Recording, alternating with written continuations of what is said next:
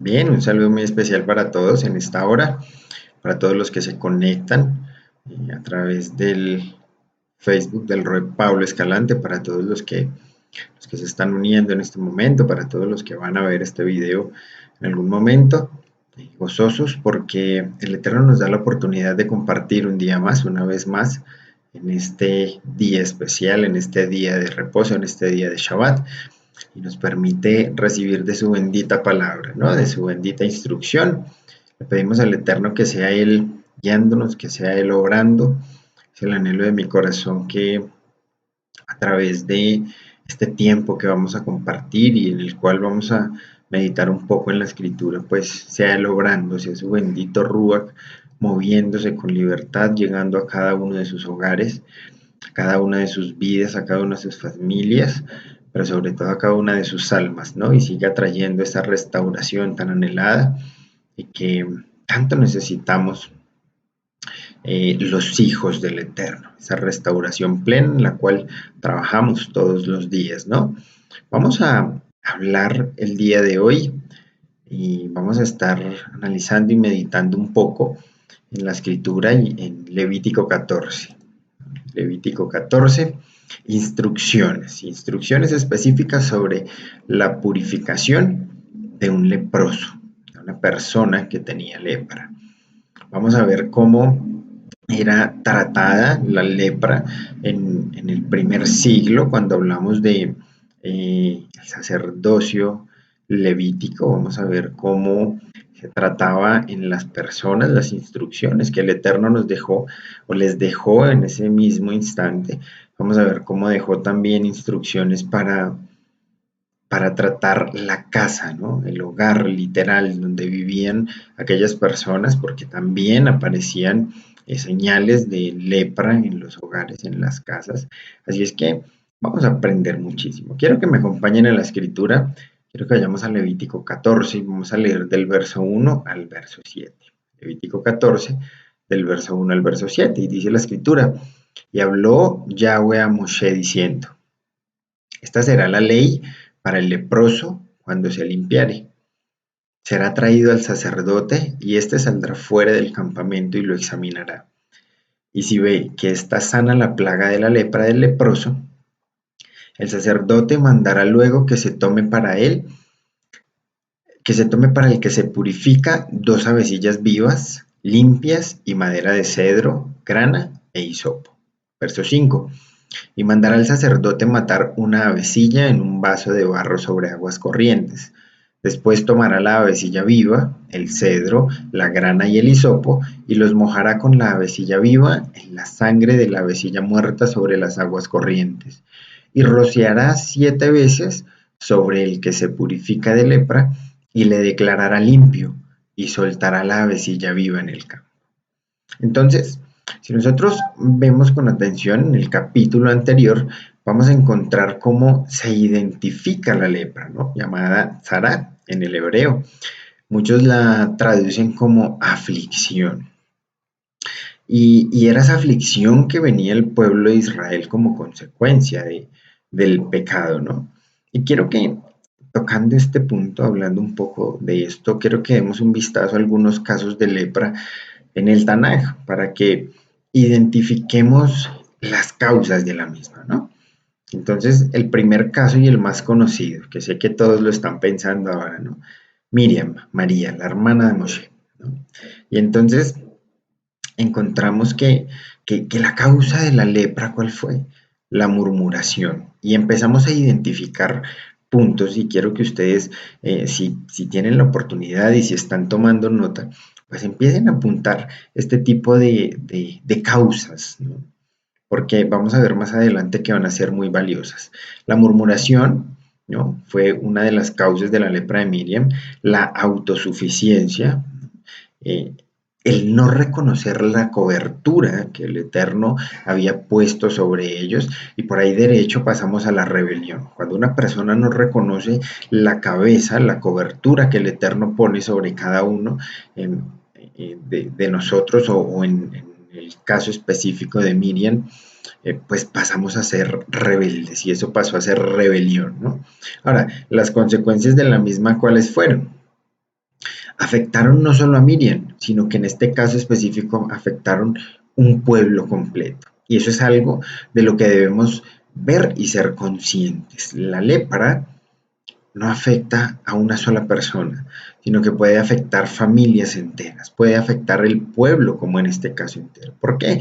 Porque el pueblo tuvo que detenerse. Pararon la marcha por el desierto mientras que sucedía todo esto con Miriam. Ahora, ¿cuál fue la solución? La intercesión de su cobertura, ¿no? La disciplina del Eterno, ¿no? Y el cambio de actitud. Y eso es algo importante que debemos tener presentes cada uno de nosotros hoy.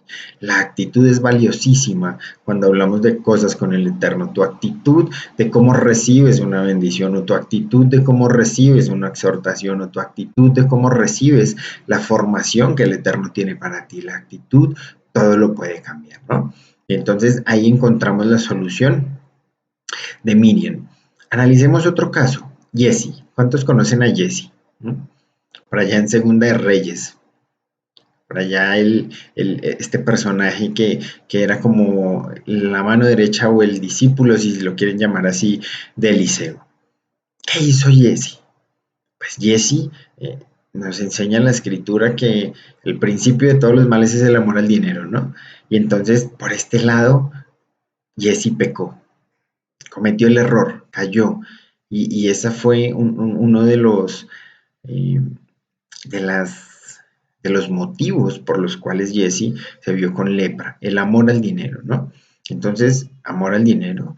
Lo otro que hizo Jesse fue el mentirle a su autoridad, el mentirle a su tutor, a su cabeza espiritual, por llamarlo de alguna manera, en ese momento, que era el profeta Eliseo, ¿no? Ahora, la mala relación que de una u otra forma tenía, porque aunque aparentemente era muy obediente, fíjense que no aprendía muchas cosas, o no aprendió muchas cosas de su maestro de Eliseo.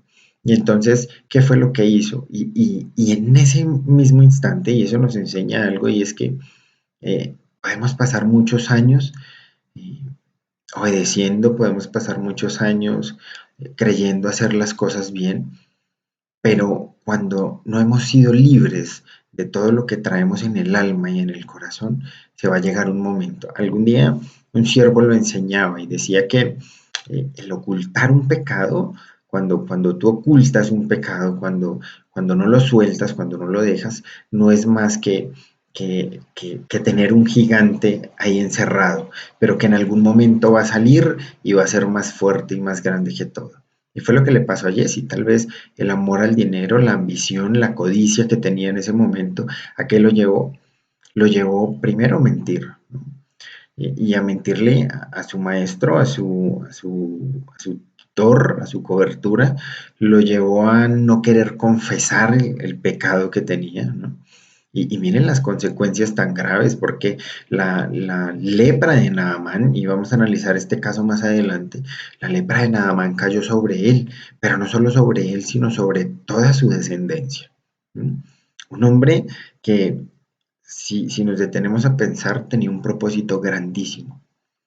Si en ese momento era la mano derecha de Eliseo, lo más seguro es que en el momento en que Eliseo faltara, ya se iba a continuar con ese legado, ya se iba a continuar con el trabajo que Eliseo había hecho y del cual muy seguramente le estaba enseñando, ¿no? Pero fíjese que no solo acabó su vida, sino que acabó la vida de su descendencia, ¿no? Allí lo afectó. Vamos a analizar un último caso, el rey Usías, ¿no? ¿Cuántos han leído y cuántos conocen la historia del rey Usías?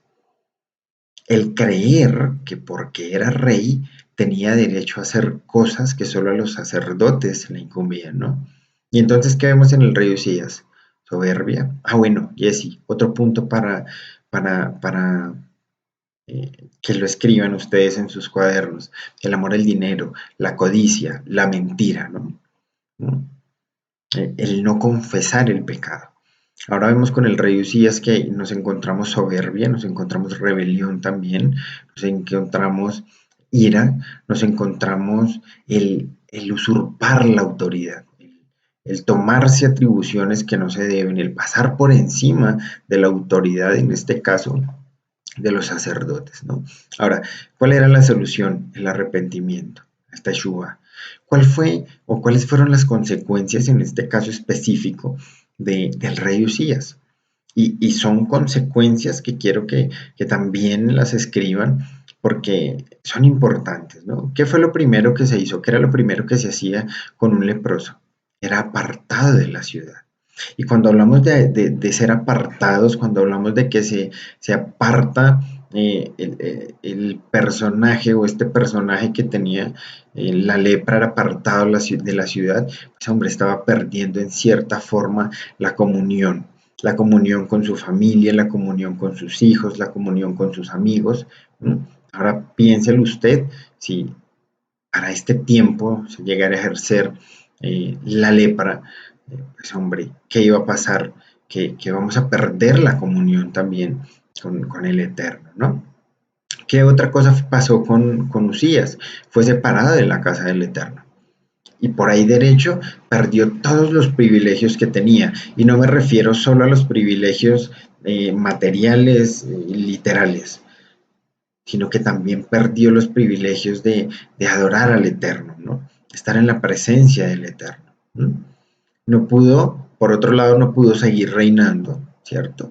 Fue leproso hasta el día de su muerte, es decir, en el caso del rey Usías no hubo solución, no hubo una sanidad, no hubo una segunda oportunidad. Y eso es algo que debemos tener muy presente. Este rey conocía y sabía los límites, ¿no? Así es que cuando usted sabe y conoce instrucciones, cuando usted sabe y conoce los límites que el Eterno nos da, los límites hasta donde podemos llegar, y usted toma la decisión porque simplemente cree que puede hacerlo, de pasar por encima de la autoridad, pues fíjese que puede que no haya vuelta de hoja. El rey Usías fue leproso hasta el día de su muerte, ¿no? Y entonces, eh, recopilando un poco y volviendo al tema, por esa razón, por todos estos ejemplos y por otros que hay, es que se relaciona la lepra con el pecado, ¿no? Ahora, quiero que analicemos algo más y quiero que demos un vistazo atrás en la escritura y que meditemos un poco, porque si usted mira hacia atrás, nos vamos a encontrar que literalmente no hay muchos casos, ¿no? Antes de que Yeshua viniera por primera vez, pues no hay muchos casos que nos exponga la escritura donde personas con lepra en la historia del pueblo de Israel, pues hubiesen cumplido todos los protocolos, ¿no? Hubiesen cumplido todos los rituales, hubiesen cumplido con todo lo exigido y hubieran sido sanos. Hay muchos, a excepción de Miriam, ¿no? Miriam que nos cuenta la escritura que tuvo lepra, no nos cuenta que hizo todo el proceso de purificación, no nos lo expresa la escritura, no nos lo muestra la escritura, pero al final fue sana y el pueblo siguió, es decir, que deducimos que al final ella cumplió con todo el mandamiento, con todas las instrucciones y al final fue sana. Pero por aparte, digamos, de ese ejemplo de Miriam, pues no encontramos otros ejemplos así como muy claros y muy literales donde personas fueron y pasaron todo el proceso y hicieron todos los sacrificios y todas las ofrendas y al final fueron sanos, no lo encontramos. Y entonces allí surge una pregunta y me surge una pregunta y yo decía, bueno, si en realidad no iba a pasar, si no se iban a poder cumplir, si no se iban a dar casos en los que todas estas instrucciones se hicieran vivas de la Torah, pues ¿para qué las dejó el Eterno, no? Preguntamos, ¿para qué las dejaba? Si era casi imposible que eso sucediera. Pues fíjese que cuando vamos a mirar un texto en el Nuevo Testamento, en el Brit Hadashah, que nos aclara el por qué estas instrucciones, porque estas instrucciones iban a ser una de las señales que tendría Yeshua cuando vino por primera vez y por las cuales Juan el Inmersor iba a poder tener la certeza de que sí era él. Quiero que me acompañen en la escritura, vamos a Lucas 7 y vamos a leer del verso 18 al verso 23. Lucas 7, del verso 18 al verso 23. Y dice la escritura, los discípulos de Juan le dieron las nuevas de todas estas cosas, y llamó Juan a dos de sus discípulos, y los envió a Yeshua para preguntarle, ¿eres tú el que había de venir o esperamos a otro? Verso 20. Cuando pues los hombres vinieron a él, dijeron, Juan el Bautista nos ha enviado a ti para preguntarte, ¿eres tú el que había de venir o esperamos a otro? En esa misma hora sanó a muchos de enfermedades y plagas y de espíritus malos, y a muchos ciegos les dio la vista. Y respondiendo Yeshua les dijo, Id, haced saber a Juan lo que habéis visto y oído. Los ciegos ven, los cojos andan, y miren esto, los leprosos son limpiados, los sordos oyen, los muertos son resucitados, y a los pobres es anunciado el Evangelio. Y bienaventurado es aquel que no haya tropiezo en mí. Entonces, fíjense cómo Yeshua nos deja saber aquí que los leprosos son limpiados. Adicional nos deja ver que los ciegos ven, los cojos andan, ¿no? Los sordos oyen. Es decir, hay una cantidad de milagros que nunca se habían visto. Esto es algo que nuestro pastor Pablo, el rey Pablo, nos ha enseñado muchas veces. Cuando Yeshua llegó en Israel, en Jerusalén, no pasaba nada. No pasaba absolutamente nada. El mover del Eterno, el poder del Eterno, el mover del Ruach HaKodesh no estaba por ningún lado, ¿no? Y nos encontramos muchos ejemplos, como el de aquel paralítico que estaba a orillas de aquel estanque, de aquella agua estancada, que es un agua muerta, ¿no? Y que muchos dicen que esperaban a que el ángel descendiera y las aguas se movieran, y cosa que nunca pasó. La escritura no nos habla de ni siquiera de un milagro que haya sucedido así, pero fíjense algo curioso, y es que preferían estar ahí y no en el templo, ¿no? Donde estaba la élite religiosa. Es decir, en este tiempo no pasaba nada, no habían milagros, había una muerte espiritual y literal en todo el pueblo, y sobre todo en la élite religiosa, que no se veía nada, ¿no? Y lo hemos dicho muchas veces, habían mucha letra, hacían muchos ritos, hacían muchas cosas, pero al final nunca pasaba nada. Hasta cuando viene Yeshua, y entonces en medio de todo lo que Yeshua empieza a expresarnos, nos habla de que los leprosos son limpiados, ¿no? Es una de las señales, o era una de las señales que ratificarían que sí era el Mesías, ¿no? Cuando nada pasaba, allí llegó él y lo hizo posible, lo hizo literal. ¿Ven? Vamos a continuar. ¿Qué es importante saber aquí? Debemos resaltarlo. Habían dos tipos de rituales de sanidad de la lepra o de Sará. El primero se llevaba a cabo afuera del campamento, ¿no? Donde la persona enferma o afectada de la lepra se encontraba como, se encontraba separada, apartada, aislada. Ahora, el segundo se realizaba cuando era, digamos que, readmitido, ¿no? O cuando era aceptado, y ese ya se realizaba dentro del santuario, ¿no?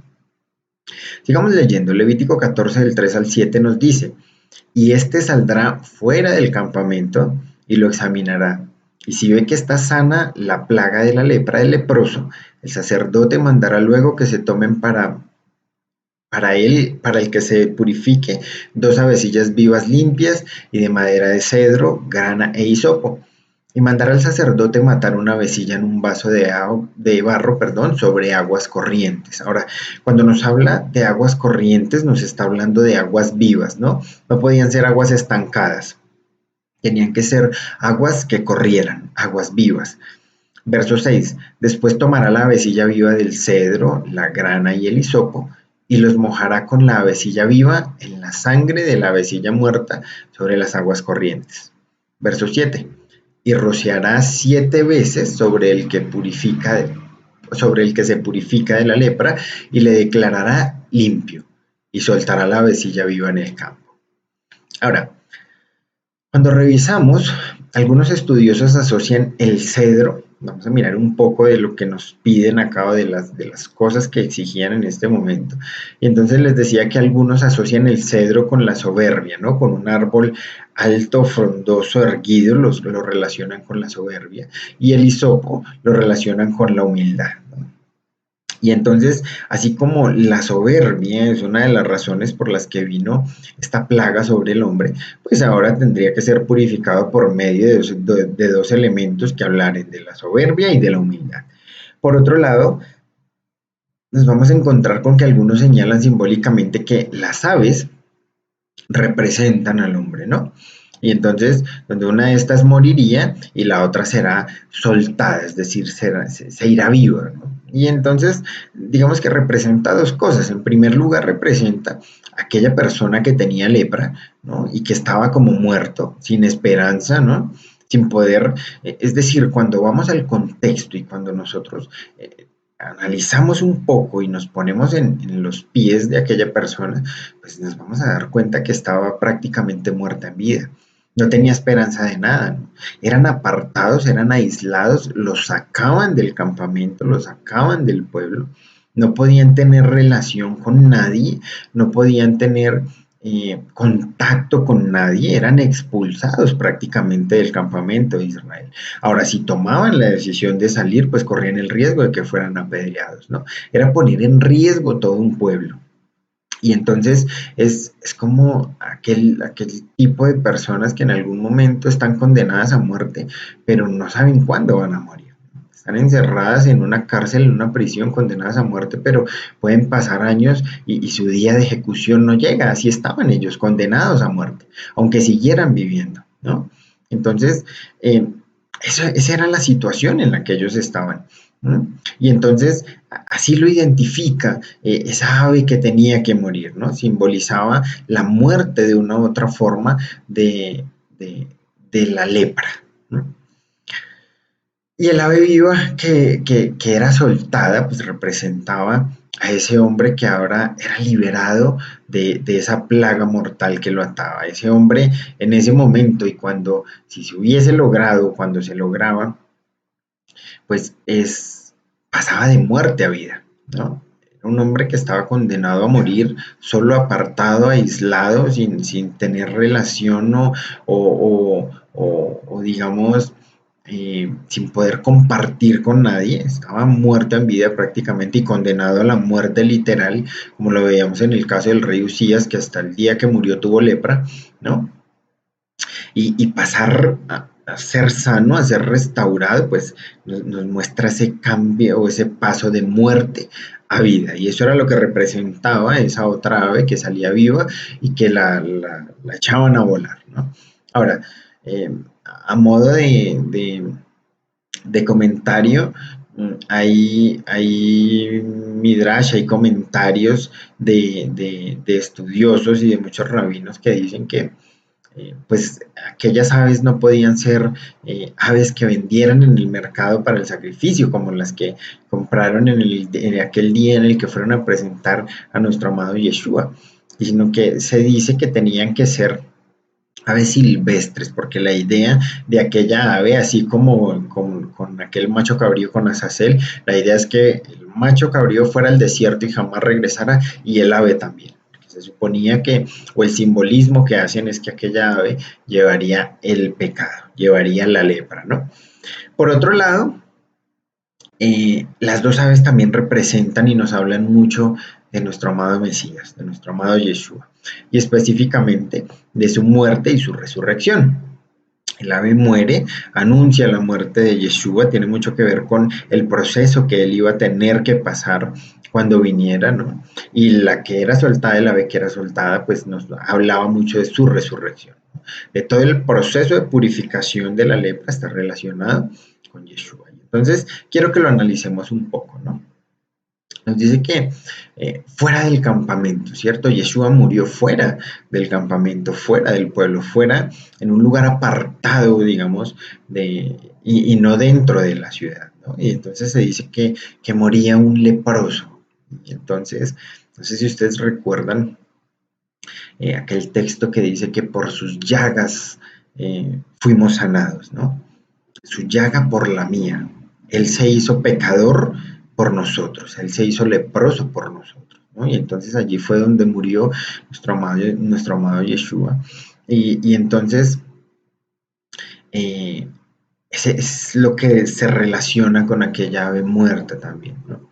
Y la otra ave viva, lo hablábamos, que representaba a nuestro amado Yeshua, eh, muriendo, dice, es aquella que se junta con el cedro, ¿se acuerdan? Que nos pide también, o nos da la instrucción, la escritura de que tenía cedro, de que tenía grana, entonces Yeshua muere en el madero, la grana hace referencia a la sangre de Yeshua, ese hisopo que purifica el alma, ¿cierto?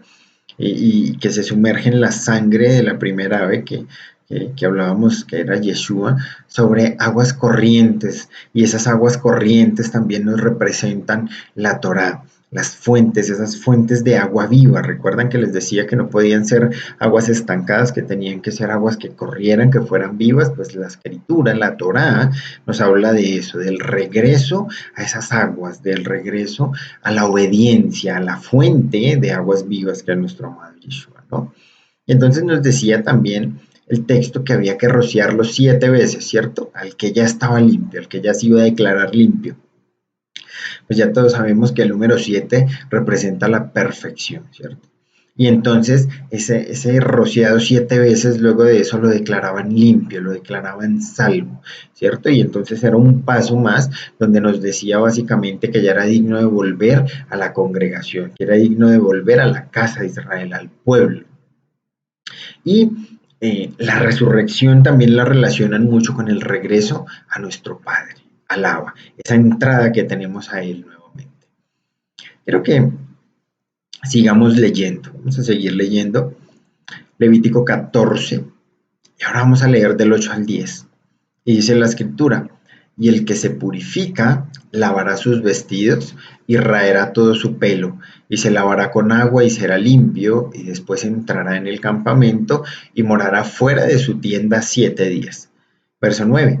Y el séptimo día raerá todo el pelo de su cabeza y su barba y las cejas de sus ojos y todo su pelo, y lavará sus vestidos y lavará su cuerpo con agua y será limpio. El día octavo tomará 2 corderos sin defecto y una cordera de un año sin tacha y 3 décimas de efa de flor de harina para ofrenda amasada con aceite y un log de aceite.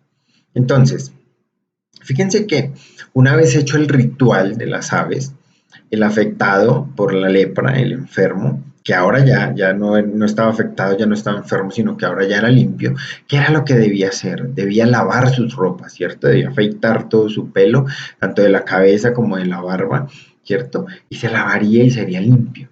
Ahora, ese lavar sus ropas, es interesante que cuando vemos algunas versiones de la escritura en Apocalipsis, 22:14 se advierte de guardar los mandamientos y muchos lo traducen literalmente como lavar las ropas, ¿no? Apocalipsis 22:14 nos dice, bienaventurados los que lavan sus ropas para tener derecho al árbol de la vida y para entrar por las puertas en la ciudad. Ahora, ¿qué significa eso de lavar las ropas? Pues es un simbolismo de quitar de nosotros toda inmundicia, toda carga. Es un simbolismo de quitar de nosotros toda mancha de pecado, ¿no? Y por ahí derecho, entonces, nos da el paso a, a vivir en santidad, a que de ahora en adelante, a partir de ese momento, debemos vivir o llevar una vida en santidad. ¿Por qué? Porque sin vestiduras limpias, el cual es el último paso en la purificación del leproso, pues no hay acceso al árbol de la vida, ¿cierto? Y por ahí derecho no se puede entrar a la ciudad.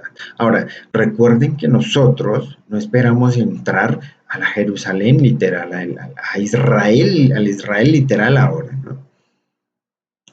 Nuestra meta es futura, y entonces nos habla mucho de poder entrar a aquella ciudad, aquel reino celestial, con nuestro amado Padre, con nuestro amado Yeshua por la eternidad.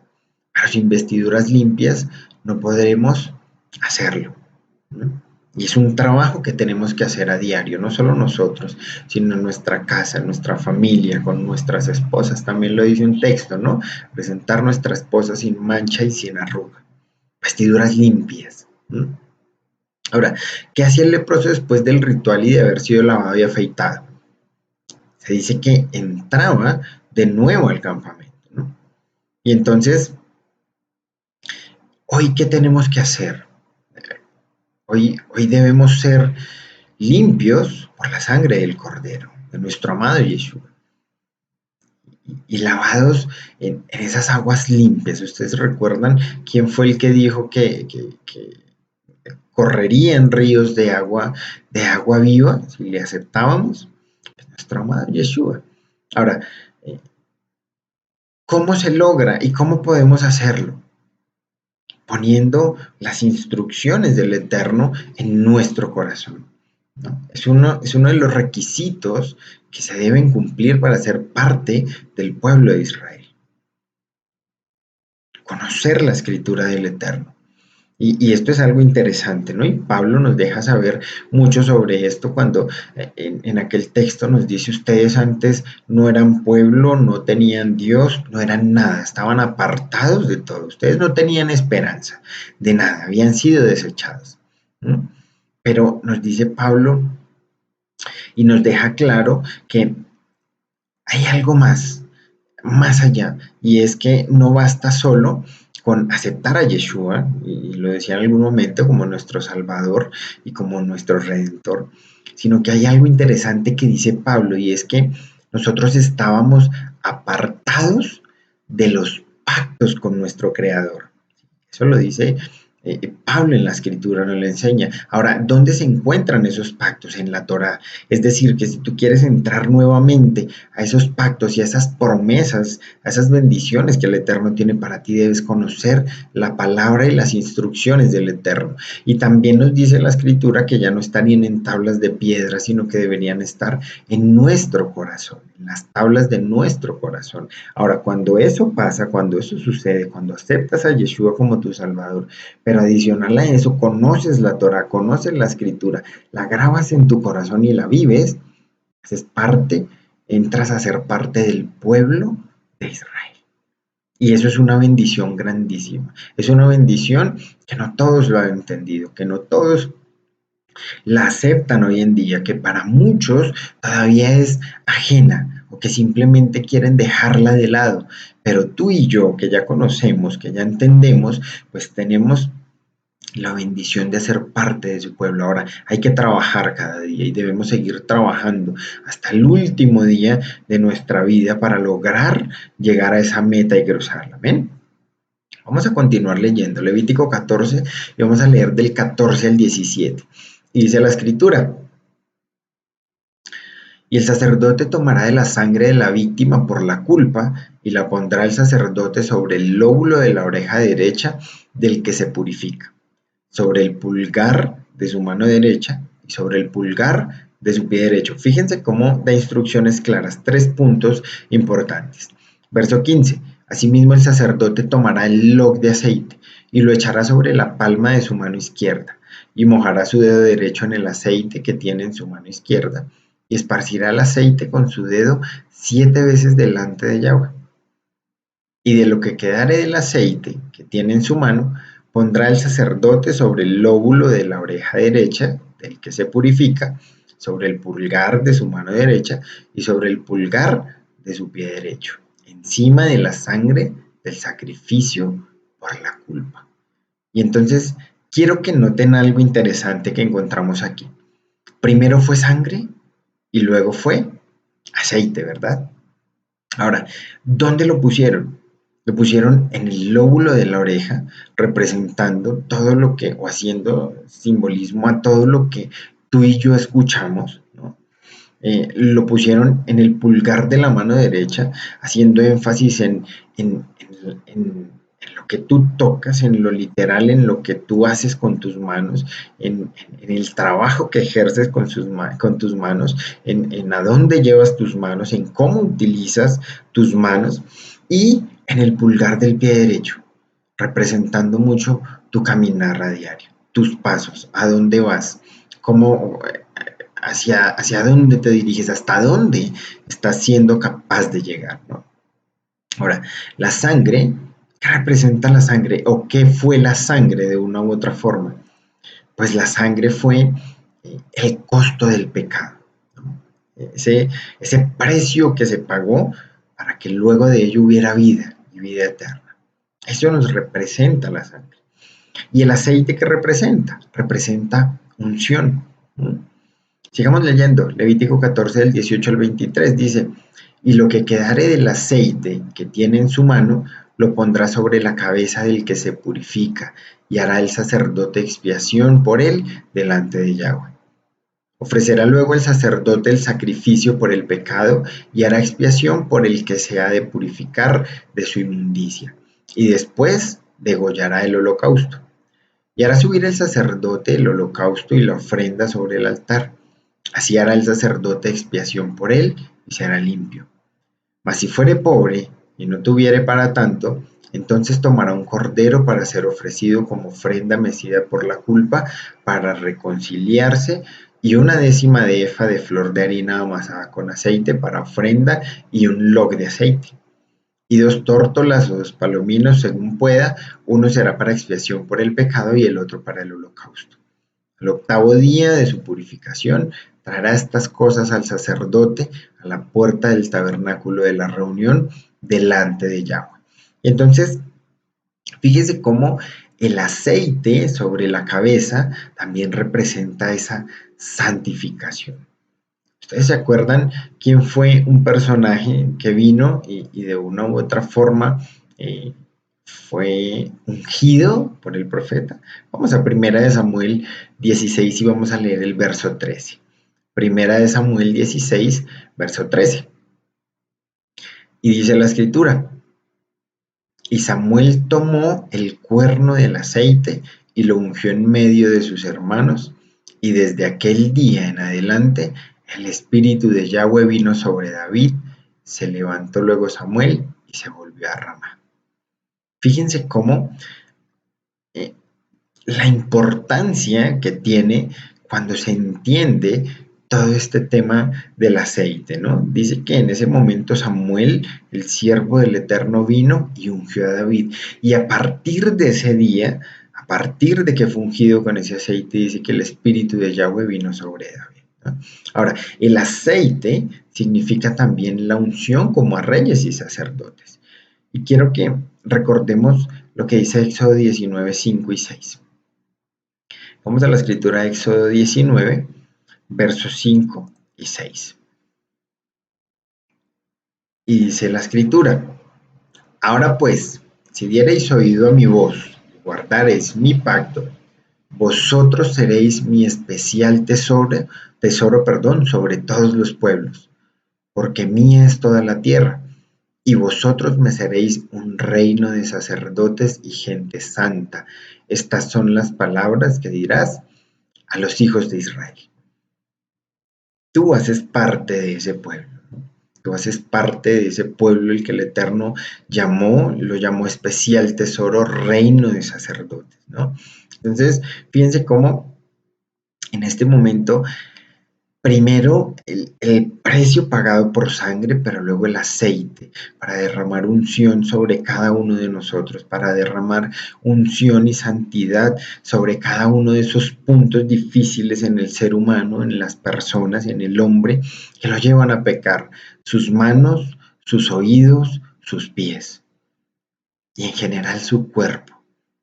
Fíjese cómo nos lleva el Eterno a enseñarnos o nos da a entender que debemos, a partir del momento en el que nosotros llegamos, conocemos de Él, a partir del momento en el que entendemos todo lo que pasa, debemos vivir en santidad, ¿no? Y lo hacían con los leprosos, lo hacían con la persona, o era de lo que estaba establecido para hacer con ellos, ¿no? El precio de sangre y la santidad de ahora en adelante. ¿Mm? Les decía yo que luego de esto vamos a encontrar en el resto del capítulo 14 de Levítico las instrucciones claras de cómo analizar la casa, de cómo analizar y los protocolos que debían hacer y que se debían manejar para también limpiar la casa, ¿no? Debía ser deshabitada la casa, debía hacerse un seguimiento, el sacerdote debía ir, debía mirar las paredes, debía saber cómo estaban aquellas manchas, si seguían creciendo, si no, al final si crecían muchísimo, aquellas manchas, aquella lepra en la casa debía ser tumbada, debía ser derribada. ¿no?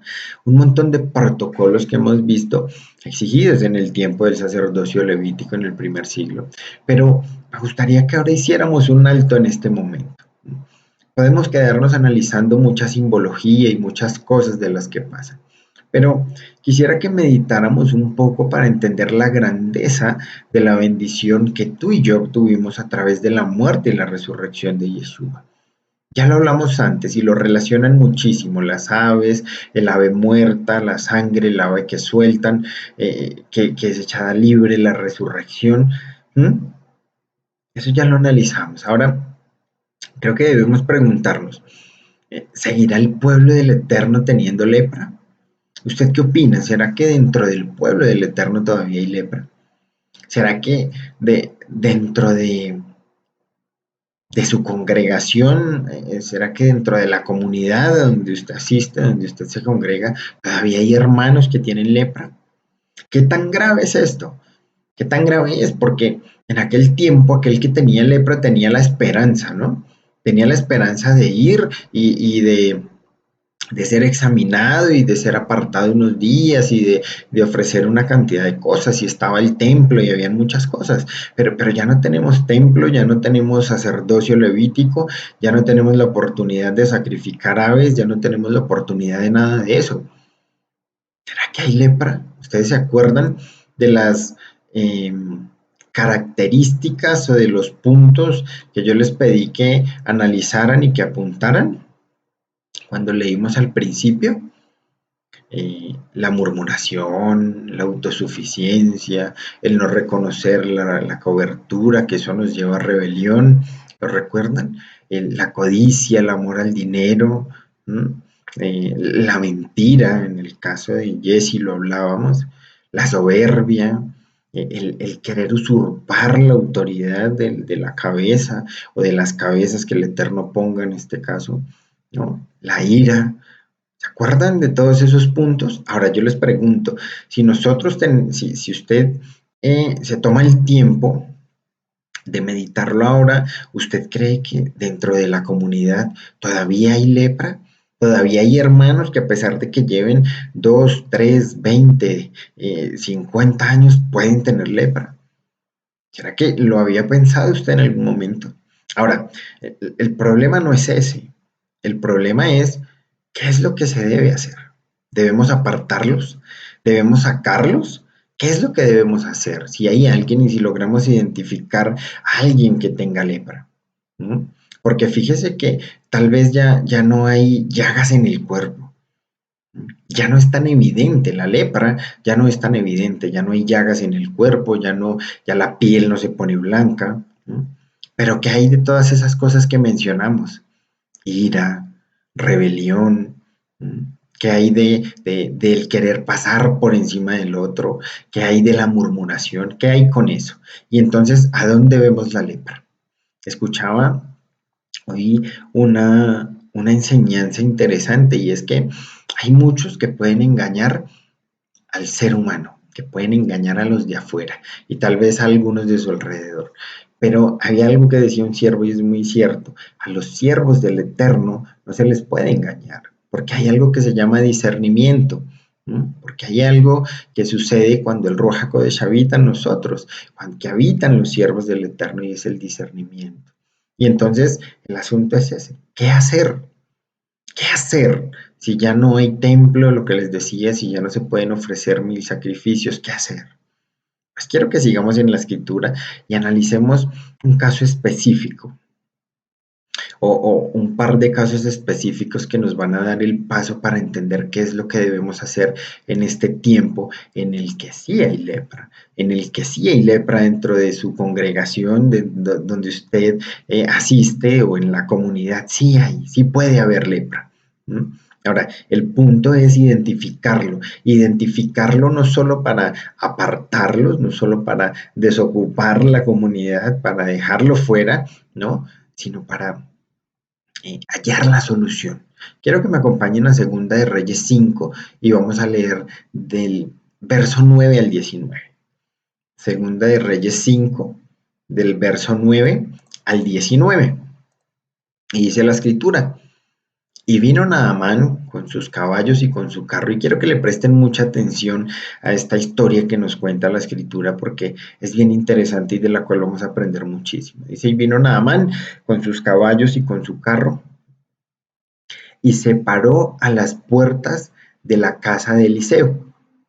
Entonces Eliseo le envió un mensajero diciendo, ve y lávate 7 veces en el Jordán y tu carne se te restaurará y serás limpio. Ahora, ubiquémonos un poco en contexto. Naamán, un extranjero, ¿no? Un militar. Cuando dice la escritura algo bien bonito y bien interesante, y es que una muchacha, ¿no? Una muchacha que había sido llevada cautiva, secuestrada, no en las mejores condiciones, que muy seguramente pudo sufrir muchos abusos porque era una mujer que había sido llevada a tierras extranjeras, ¿no? Esa muchacha era la empleada en la casa de Naamán. Y al ver la enfermedad que tenía Naamán en ese momento, pues ella habló y le dijo, mire, en mi tierra, de donde yo soy, hay un siervo del Eterno y él lo puede curar. Ahora, miren el pensamiento del hombre y miren el pensamiento de poder de las personas que tienen el poder de alguna forma. Dice que Naamán era muy allegado al rey de su país y ese rey lo envió con cartas para el rey de Israel y para decirle que lo sanara, ¿no? Venía con todo el respaldo posible Naamán. Y nos cuenta la escritura que cuando Naamán llega, el rey de Israel rasga sus vestidos y le dice, ¿acaso yo soy Dios, yo soy el Eterno para salvarlo? Pero fíjese que Eliseo al enterarse le dice, hombre, tráigalo, mándelo para donde yo estoy bien, envíeme a Naamán para acá. Y entonces ahí es donde leemos, verso 10. Entonces Eliseo le envió un mensajero diciendo, ve y lávate 7 veces en el Jordán y tu carne se te restaurará. Ahora, miren la actitud de Naamán y empecemos a identificar lo que habíamos hablado de la lepra anteriormente. El orgullo, la ira, el enojo, la autosuficiencia, el creer que puede pasar por encima de toda autoridad. Lo que no contaba Naamán era que en este momento este siervo tenía más autoridad que él porque era siervo del Elohim Altísimo, del Eterno, ¿no? Verso 11 dice, y Naamán se fue enojado diciendo, he aquí yo decía para mí, saldrá él luego y estando en pie invocará el nombre de Yahweh su Elohim y alzará su mano y tocará el lugar y sanará la lepra. Naamán ya venía haciendo planes y dentro de los planes estaba que el siervo del Eterno tenía que salir y tenía que rendirle pleitesía y tenía que hacer un montón de cosas para que él estuviera bien. Y fíjese la actitud del siervo del Eterno, ni siquiera salió, le mandó un mensajero, ¿no? Verso 12. Habaná y Farfar, ríos de Damasco, ¿no son mejores que todas las aguas de Israel? Fíjense lo que dice Naamán. ¿Acaso los ríos de mi país, los ríos de donde yo vivo, no son mejores que estos ríos que hay acá? Me lavaré en ellos, ¿no seré también limpio? Y se volvió y se fue enojado. El pensamiento del hombre, ¿no? El orgullo que tenía Naamán hasta ese momento. Sigamos leyendo, verso 13. Mas sus criados se le acercaron y le hablaron diciendo, Padre mío, si el profeta te mandara alguna gran cosa, ¿no la harías? ¿Cuánto más diciéndote, lávate y serás limpio? Verso 14. Él entonces descendió y se zambulló 7 veces en el Jordán, conforme a la palabra del varón de Yahweh, y su carne se volvió como la carne de un niño y quedó limpio. Y volvió al varón del Eterno y toda su compañía y se puso delante de él y dijo, he aquí, ahora conozco que no hay Elohim en toda la tierra sino en Israel. Te ruego que recibas algún presente de tu siervo. Entonces fíjese cómo, hagamos un alto y fíjese cómo en este momento Naamán viene y dice, reconozco que no hay otro Elohim en toda la tierra sino el de Israel. Es decir, él ya había probado con todos sus dioses. Él no lo dice la escritura, pero según lo que nos cuenta, llego a la conclusión de que tal vez había ido a visitar todos sus dioses, todos los santeros posibles, todas las opciones, humanamente hablando, que tenía Naamán hasta ese momento, él las había probado. Había llegado, no sé hasta dónde, no sé cuántas cosas habría practicado o había intentado hacer para que fuera sano, para que fuera restaurado, ¿no? Pero viene y se da cuenta que el único Elohim que hay sobre la tierra es nuestro Elohim, el Elohim de Israel, el único que hace todo posible, ¿no?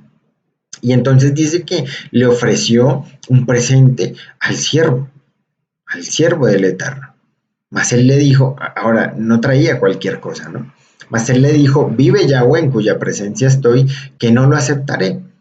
Y le instaba que aceptara alguna cosa, pero él no quiso. Entonces Naamán dijo, te ruego pues, de esta tierra no se dará a tu siervo la carga de un par de mulas. Fíjense y miren hasta dónde llega la ignorancia y hasta dónde llega el no comprender la magnitud del milagro que había pasado en este momento. Fíjense cómo en ese instante nada más es limpio, viene y reconoce por un instante al Eterno, ¿no? Y por eso es que no es garantía que una persona venga y diga, sí, Yeshua es mi Salvador, sí, Yeshua me sanó, sí, Yeshua me levantó, y no es garantía en ningún momento que un milagro para una persona nueva le haga estar el resto de su vida, ¿no? Y le haga entender por completo lo que es el poder y el amor del Eterno. Naamán fue sano, vino y reconoció que Yahweh era el único Elohim en la tierra, por encima de todos, aún por encima de sus dioses. Pero luego de esto le está diciendo, venga, profeta, déjeme llevar un poquito de tierra, un par de cargas de esta tierra porque es bendita tal vez, me la llevo para mi tierra, para tenerla ya, fíjense, los amuletos, lo que hay dentro del corazón, ¿no? Dice, porque de aquí en adelante tu siervo no sacrificará holocausto ni ofrecerá sacrificio a otros dioses sino a Yahweh. Verso 18. En esto perdone Yahweh tu siervo, que cuando mi señor el rey entrare en el templo de Rimón para adorar en él y se apoyare sobre mi brazo, si yo también me inclinare en el templo de Rimón cuando haga tal, Yahweh perdone en esto a tu siervo. Y él dijo, ve en paz. Se fue pues y caminó como media legua de tierra. Entonces, ¿qué nos está diciendo esta historia y qué nos está contando? Nos muestra cómo viene Naamán con lepra, ¿no? Mérito de una muchacha, dice la escritura, que por ahí derecho no se cayó, sino que habló, ¿no? Dio su testimonio. No negó al Padre, no negó a nuestro Creador, sino que dijo, oiga, allí hay un siervo del Elohim Altísimo y él lo puede sanar. Y fíjese cómo el no quedarse callado. Por eso es tan importante el testificar, el predicar, el hablar cuando usted tenga la oportunidad de hacerlo. Cuando usted pueda contar, fíjese cómo esta muchacha, a pesar de que pudo haber pasado muchas cosas, ¿no? Y es otra enseñanza grandísima que nos deja, eh, nunca habló con rabia delante del Eterno. Y no tenía rabia hacia Naaman, ¿no? Sino que ella decidió hablar y decir, oiga, usted la está pasando muy mal, hay alguien que puede sanarlo, ¿no? Y entonces viene Naamán con orgullo, esperando que le rindieran pleitesía, esperando comprar el milagro. Fíjense cómo venía, ¿no? Y al final, yo quiero preguntarles algo, ¿qué fue lo que sanó a Naamán? ¿Ustedes creen que lo que sanó a Naamán fue las aguas del río o el sumergirse 7 veces? No, lo que sanó a Naamán fue la obediencia. El obedecer la palabra del Eterno, que a este momento venía de parte o a través de su siervo Eliseo. Y entonces encontramos aquí una de las soluciones para ser sanos de esa lepra que se presenta hoy en día. El obedecer. El despojarnos de todo orgullo, el despojarnos de todo pensamiento, el despojarnos de toda altivez, el despojarnos del que yo creo, del que yo pienso, del que allí es mejor, del que yo puedo hacerlo de otra forma, del que en otro lado encuentro lo mismo, del que no me... El despojarnos de todo y obedecer. Obedecer sin cuestionar. Ahí encontramos la primera señal o la primera solución, ¿no? Que tenemos a mano para que hoy en día eh, nuestro pueblo y nuestros hermanos sean libres de esa lepra. La obediencia. La obediencia al Eterno sin cuestionar. ¿Ven? Quiero que leamos otro caso. Lucas 17. Y vamos a leer del verso 12 al 18. Ah, bueno, luego de este tema de Naamán es cuando nos encontramos con todo lo que sucedió con Jesse, ¿no? Y fíjense cómo el uno, aunque no fuera parte del pueblo del Eterno, por obediencia fue sano, y el otro, por codicia, recibió lepra para él y su descendencia, ¿no? Ahora, no vemos que Naamán hubiese tenido que ir al sacerdote y que hubiera tenido que presentar un montón de cosas, porque es que Naamán no hacía parte del pueblo de Israel. ¿No? Era un extranjero, ¿sí? Y por eso no aplicaban muchas cosas, ¿no? Vamos a Lucas 17 y vamos a ver, vamos a leer del verso 12 al 18. Lucas 17, del verso 12 al 18, y dice la escritura: yendo Yeshua a Jerusalén, pasaba entre Samaria y Galilea, y al entrar en una aldea le salieron al encuentro 10 hombres leprosos, los cuales se pararon de lejos y alzaron la voz diciendo: Yeshua, Maestro, ten misericordia de nosotros. Verso 14. Cuando él los vio, les dijo: Id, mostraos a los sacerdotes. Y aconteció que mientras iban, fueron limpiados. Miren esto tan interesante. Entonces uno de ellos, viendo que había sido sanado, volvió glorificando a Yahweh a gran voz. Verso 16, y se postró rostro en tierra a sus pies, dándole gracias. Y mire, apunten esto, si lo tienen, subrayenlo en su escritura, dándole gracias. Y este era samaritano, es decir, no hacía parte del pueblo, era otro extranjero, por llamarlo de alguna forma. Verso 17, respondiendo Yeshua dijo: ¿no son 10 los que fueron limpiados? ¿Y los 9 dónde están? No hubo quien volviese y diese gloria al Eterno, sino a este extranjero. Y le dijo: levántate, vete, tu fe, miren esto, tu fe te ha salvado. Y entonces, yo no sé si ustedes lo notan, si lograron notarlo, pero aquí entran a jugar muchos factores, ¿no? Encontramos primero que la fe de estos 10 hombres, para los cuales no había esperanza, ya lo hablamos, y para ellos no había esperanza alguna, estaban muertos en vida, ¿cierto? Estaban apartados de sus familias, de sus hijos, de sus padres, de sus esposas, estaban apartados, ¿sí? Estaban apartados de su vida en general, estaban apartados de absolutamente todo, y estaban condenados a morir así, apartados. Y entonces, fíjense cómo un día ellos saben que Yeshua está pasando, por alguna razón se enteran que Yeshua está pasando por allí y toman la decisión de salir al encuentro del maestro, ¿no? Ahora, el tomar la decisión, como yo les decía, tomaban la decisión arriesgando su vida, porque si ellos hubiesen sido encontrados por otro grupo de personas sanas en el pueblo, podrían haberlos apedreado, porque ellos no tenían derecho a salir y poner en riesgo a todo el pueblo y a todos los demás. Por eso los sacaban del campamento, por eso eran apartados, ¿no? Y entonces ellos salen de su lugar de reclusión, por llamarlo de alguna manera, y empiezan a llamar a Yeshua, ¿no?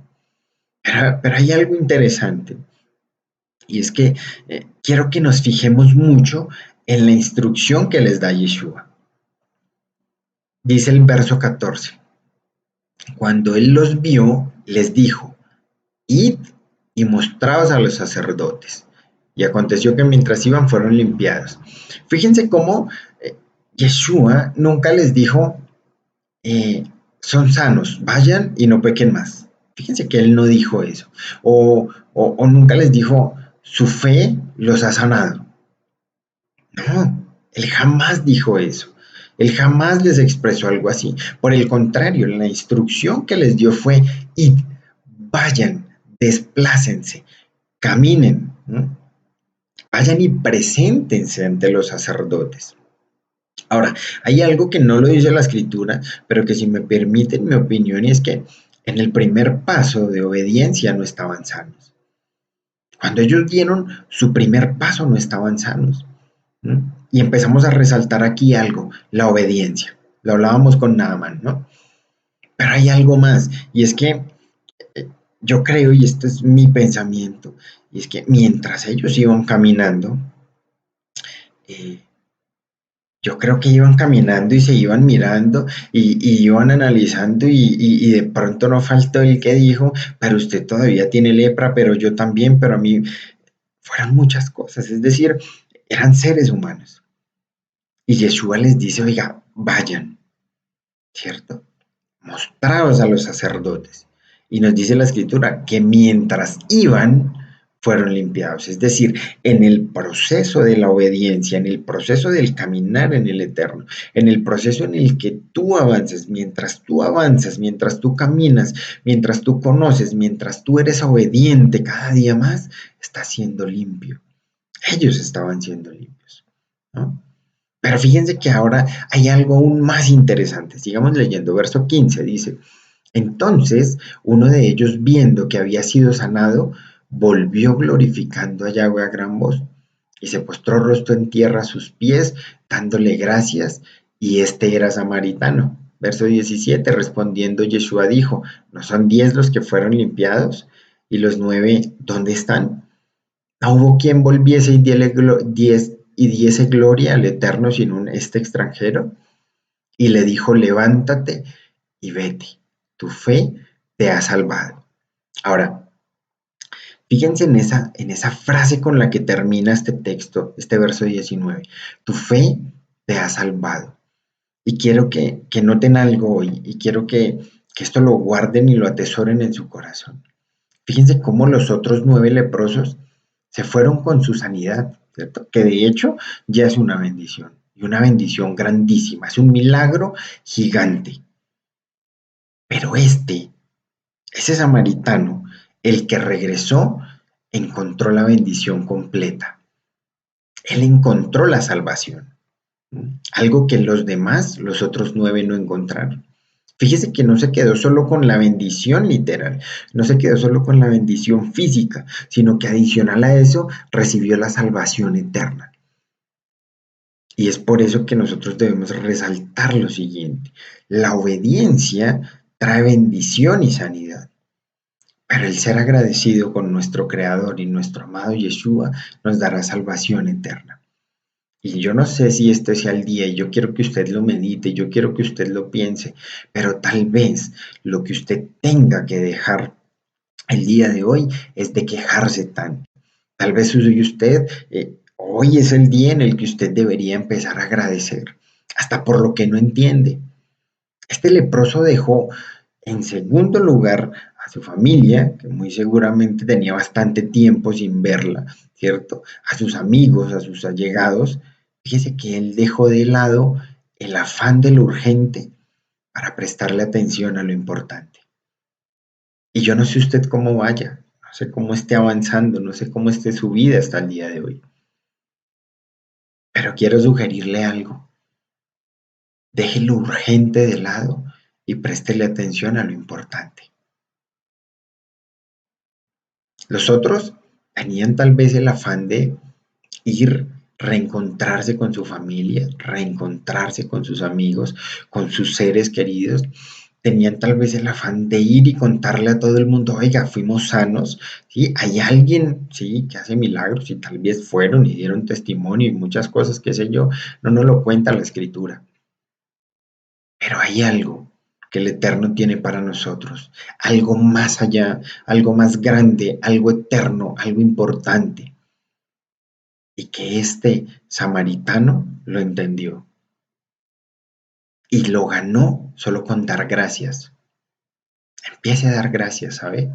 Empiece a agradecerle al Eterno. Usted que está pasando la situación dura, una situación difícil, una situación que usted ni siquiera entiende, cuando ya no la entienda, cuando ya no sepa qué más hacer, cuando usted haya agotado todo, venga al Eterno y dígale, Padre, gracias porque ya no sé qué hacer, porque ya no entiendo nada, porque ya no sé ni para dónde voy, ni cómo son las cosas. Lo único que sé es que tú tienes el control de todo. Gracias, Señor, por lo que no sé y por lo que no entiendo.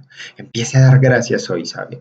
Empiece a darle gracias al Eterno por todo, por su familia, por sus hijos, por los inconvenientes, por el más y por el menos. Empiece a ser agradecido. ¿Se acuerdan de la actitud cuando hablábamos de Miriam? Cambie su actitud y permita que el Eterno haga el proceso en su vida. Hay muchas cosas que tal vez usted no va a entender. Muchas cosas y muchas situaciones que tal vez lo van a llevar a que se genere lepra en su vida espiritual, a que salgan muchas cosas por allá adentro que hoy vimos y que tal vez lo podemos catalogar como lepra. Pero usted hoy ya tiene la herramienta, ¿sabe? para limpiarse no solo usted, sino sus generaciones y su hogar, su casa. Empiece a obedecer, empiece a creer en el Eterno, empiece a ser agradecido y verá la mano del Eterno, verá la sanidad en su vida, verá la restauración completa en su alma y en su familia. Yeshua, el Eterno, ya lo hizo todo, todo lo hizo, pero tal vez usted esté hoy como Naamán, regresándose enojado, orgulloso, porque tal vez la solución que el Eterno le da a usted no es la que usted pensaba o la que usted quería. Pero yo le digo algo, nada más lejos de la realidad, si usted cree que va a ser más sabio que el Eterno.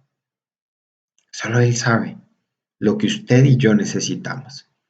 Así es que póngalo en práctica, medítelo, medítelo usted, medítelo con su esposa, medítelo con sus hijos.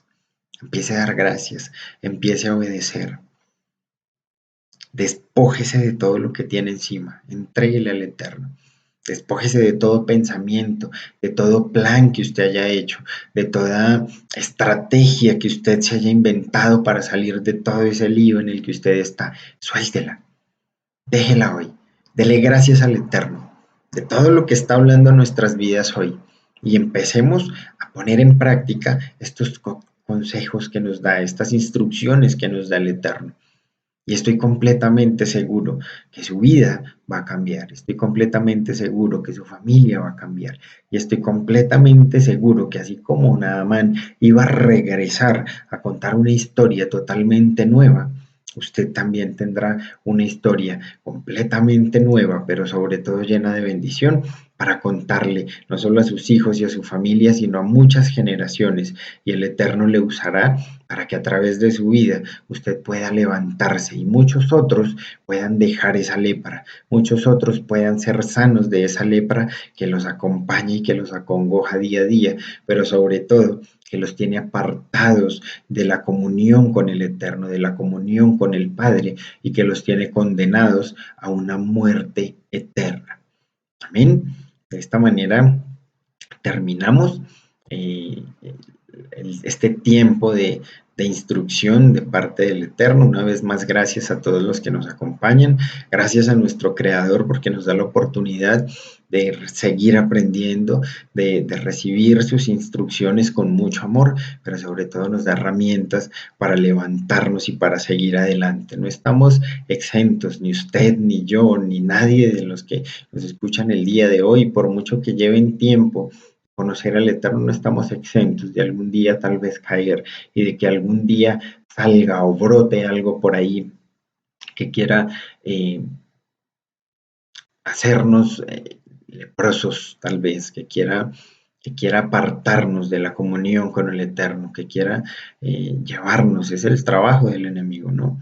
El querer apartarnos todo el tiempo y sacarnos del propósito del Eterno y que jamás cumplamos nuestro plan y nuestro propósito, pero es más fuerte el que está en nosotros y el que va con nosotros. Así es que el Eterno les bendiga, que sea Él obrando en este tiempo, en esta semana, que sea Él obrando en su vida, en su casa, en su familia, que sea trayendo esa restauración al alma y nos veremos en una próxima oportunidad. Muchas bendiciones.